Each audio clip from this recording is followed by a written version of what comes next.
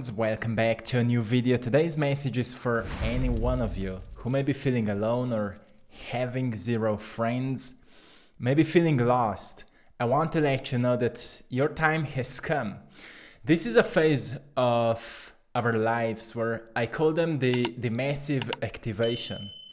Rumi said, patience is not sitting and waiting, it's foreseeing.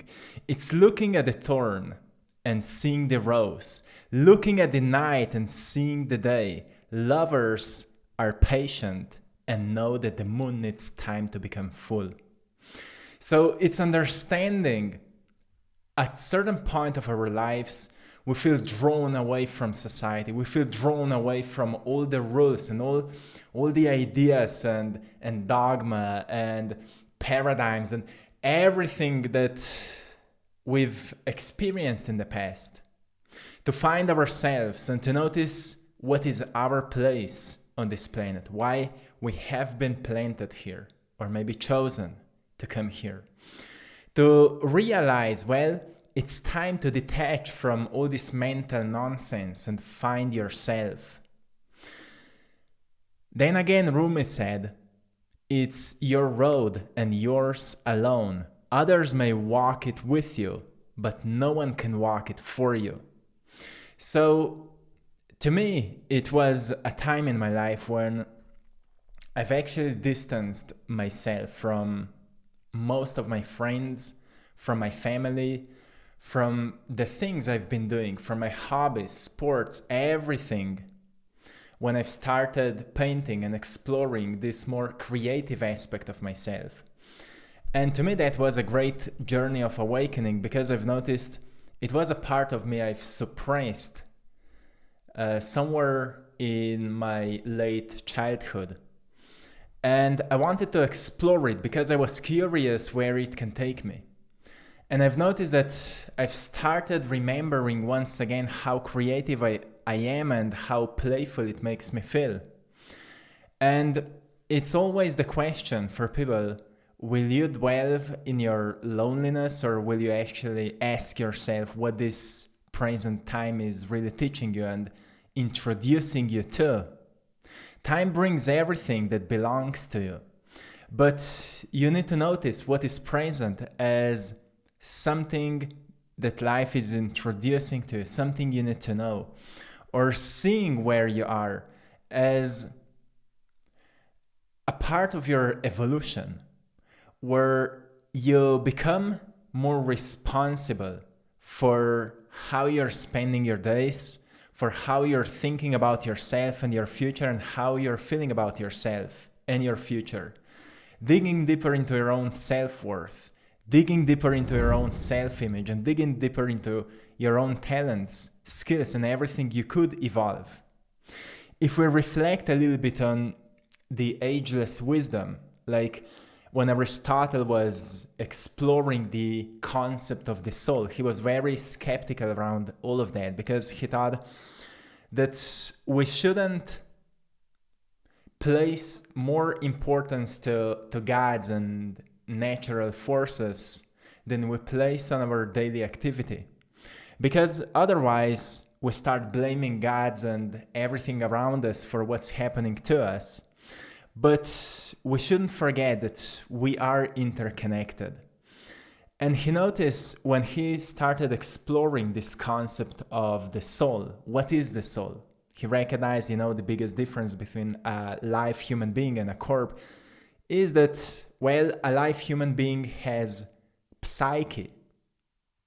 He or she is alive, and his psyche was later, psyche was later translated into a soul. That's what makes him or her alive. It's like a breath of life within all of us. And we need to question the purpose of this breath of life, of the psyche. If psyche is made out of the complexity of mental and emotional activity, well, there's a purpose behind that, right? Why have an ability to think freely? And why all your thoughts are felt emotionally? Well, so you can discern for yourself, like, what kind of way of thinking and looking on the world makes you feel more joyful, more connected, more grateful. So you can decide for yourself what kind of attitude you want to embody. But soon you start connecting the dots, like, okay, it's not just how I think, it's having purposeful thoughts. Like, I don't want to just think I'm good, I'm great, I'm amazing, I'm abundant. I want to think more constructively, like, I want to do this because it can create a benefit for people around me. Okay, so don't just think positively about myself. I start to think more constructively about a certain project or certain thing, or maybe me as a character. Like, I want to evolve in kindness, I want to evolve in creativity, I want to evolve in discipline or productivity. And we start thinking about certain tools or activities or hobbies or sports or anything we want to do that can help us in this evolution. And that's where a person becomes purposefully driven. He or she is not thinking about him or herself anymore, but they become part of the process rather. Like, I am a work in progress, but I'm also a work in process in this certain present moment. And this is important to realize, because we soon recognize, okay, if this is really the soul, if the soul is this ability to think freely, to feel everything we think, and to possibility to look up for something and turn ourselves into a certain direction that becomes meaningful to us. So our life is not about the ego, like how I am right now and who I am right now. It's about seeing the process of into whom we can evolve, and then understanding why we want to evolve into something greater than we are right now. Aristotle was studying nature to recognize, well, even a seed grows into something bigger than it is at the beginning. A tree grows into something greater than it is at the beginning as a little seed. Why? Because it contributes something to its environment. Each tree, like when you're breathing in oxygen and breathing out carbon dioxide, trees are breathing in carbon dioxide and breathing out oxygen. And they're constantly contributing. Like, out of a window here in my studio, I have an apple tree and it's full with apples. I can eat them when they will be ripe for eating, right? Nature is contributing, and therefore that's why it is striving towards the highest good. Most people have forgotten this aspect of themselves because they think life is about them. Like, I want other people to serve me. I want other people to give me this, to give me love, to give me kindness, to this, and all of that. And that's why at some point of our lives, we come to the point where we need to face with ourselves. We need to face with our own demons. We need to be alone to realize where we've stopped striving towards something greater. Or maybe we haven't even started striving towards anything. And you need to face with yourself, okay, I am right here. I may feel lonely, I may feel sad, lost, miserable, whatever, but that's not me. This is my old identity that's stuck in this selfishness.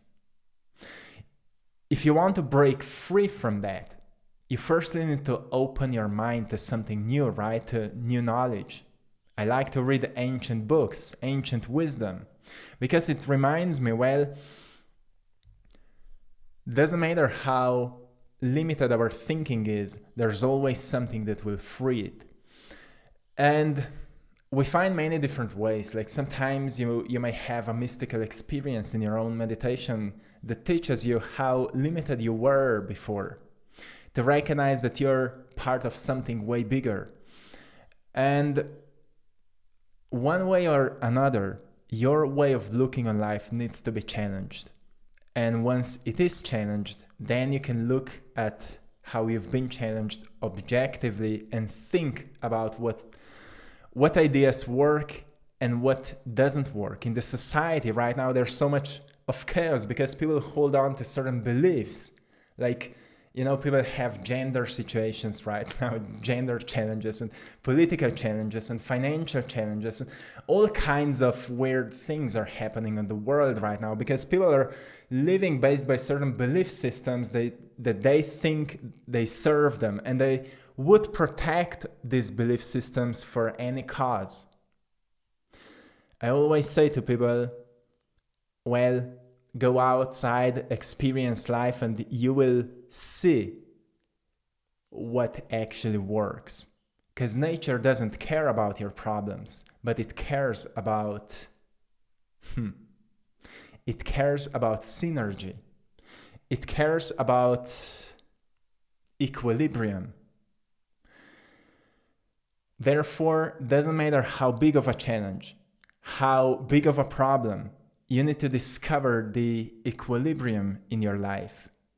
And if your present lifestyle is not nurturing equilibrium, it means it's most probably wrong. Your lifestyle is not sustainable. And that's why many times we need to go through these periods of being alone, being maybe left out, so we can face with ourselves and ask ourselves, well, what is sustainable for me? Tony Gaskin said, if you can't do anything about it, then let it go. Don't be a prisoner to things you can't change. Don't be a prisoner to things you can't change, but open up your perspective and see how things could be done differently, or maybe just leave them alone and open up to something completely new. Start doing new things. Get into new hobbies. Stop feeding your mind with constant distraction. I just see most people are struggling because they're constantly plugged to the internet, plugged to the chaos, plugged to the political challenges that are happening right now, because they think once this will be over and once this person wins, then everything will change. But people forget that most things depend on you in your life. And it's how you treat everything.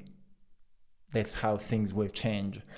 And of course, everything that's happening has a great effect on everything, on the system, on the society, on everything. And you know the best. But it's still like, don't lose yourself for the sake of knowing what someone else is doing. Because everything has a price to pay. When you focus on yourself, you will soon know, well, you start living more nurturing life, more purposeful life. You focus on what you care the most, and you maybe get into a local community and look around a little bit. Could you be a part of something there? And you will soon notice, well, there's a whole little world here. As in each community, it's a little world, it's a whole society of its own, and you can contribute there, and who knows into what it can evolve, right? So it's important to distance ourselves from everything that's going on, but also then,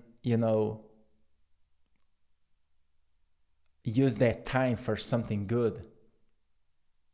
Don't dwell in your own misery, because every single moment introduces you an opportunity to grow, an opportunity to evolve, an opportunity to see yourself differently. Don't get stuck in your old thinking.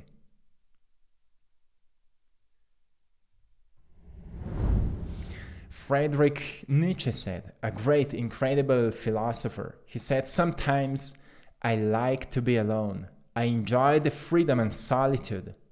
In those moments, I remember who I am and what I want to be. He wrote in his incredible work, Thus Spoke the Zarathustra. We can live our lives in two different modes. One is a life centered on doing, and the other is a life centered on being. In a doing-centered life, we feel our life has value only when we achieve something significant. But in a being-centered life, we feel our life is already valuable and even sacred, connected to the entire universe and the source of love. I need solitude. That is to say, recovery, return to myself, the breathing of free, crisp, bracing air. When I'm among the many, I live as many do. And I do not think as I really think. After a time, it always seems as though they want to banish me from myself and rob me of my soul, and I grow angry with everybody and fear everybody. I then require the desert so as to grow good again.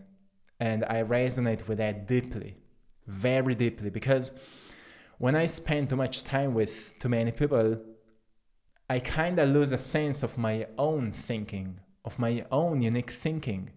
I start to think thoughts of others, words others said. And then I need to go into solitude. I need a lot of time to be alone because that's where I become creative. And I always want to encourage people to firstly start to understand how uniquely you're functioning, so you can start to understand your unique needs, so then you can fulfill them. Because then you will begin to realize that you're designed very, very uniquely. And if you really understand your own design, you may even find a purpose within it, like why you function this way, why you've been created this way. And this is a great moment of awakening, because you recognize, well, this unique design of yours could be of benefit for so many people if you discover what you truly want to do with your life and how you want to grow. Because, then it's like planting a seed and not seeing its growth. Roots of a seed grows for many days, weeks, perhaps even months, until we start to see the upper side, right? Which is often, from our perspective, the main part of any plant or rose or whatever. But it all starts in the root system. When you start growing in something, like evolving skills, you're growing roots. Like most people will never see for many years what you are actually doing, working on. But if you stay consistent, at some point you will blow up, right? Suddenly you will be noticed, you will be seen, you will be heard, you will be even appreciated maybe. Some people may even, respect you for what you're doing if you stay consistent to what you've discovered. And eventually you will create something big with it, something great with it, because, no external work can be small if the inner work is great. And you will soon recognize that's why you needed to go through that solitude. That's why you needed to go through that process of alone time. So you have discovered your soul. Most people say, I have a soul, but I always ask them, can you express it? And they're like, what? Like, what are you talking about? How to express your soul? Well, you need to know you. You need to know yourself. You need to know your soul. Know how uniquely you're functioning. Know how your mind works. Know how to activate your creativity. Know how to build discipline. Know how to stay consistent. Know how to stay persistent. Perseverance, right? Know how to cut distractions so you're not being poisoned by the nonsense. That's how you stay true to yourself. And when you're being true to yourself, you're easily being true to everybody else around you. And that's where you will actually start building a momentum of honesty where your relationships can deepen. So my friends, I hope you found great value today. I'm sending you lots of love, blessings, and power. Thanks to everyone for supporting my art in our store, AttractPassion.com, and it's a store I draw my passion. You're all truly appreciated, my friends. I love you all, and till next time, one love.